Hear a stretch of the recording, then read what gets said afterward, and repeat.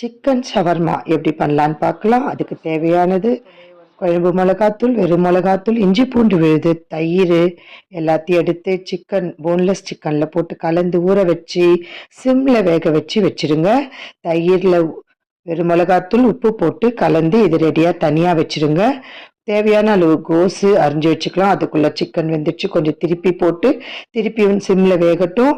தேவையான அளவு கோதுமை நான் சப்பாத்தி பண்ணுறேன். குடமிளகா அரிஞ்சு வச்சுக்கினேன், வெங்காயம் அரிஞ்சு வச்சுக்கினேன்.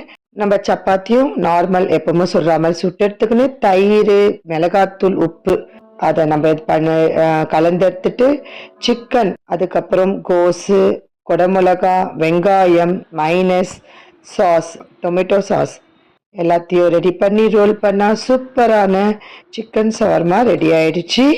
எங்கள் வீட்டு குழந்தைங்க நல்லா சாப்பிட்டு என்ஜாய் பண்ணாங்க. சூப்பராக இருந்தது. நீங்களும் ட்ரை பண்ணுங்கள்.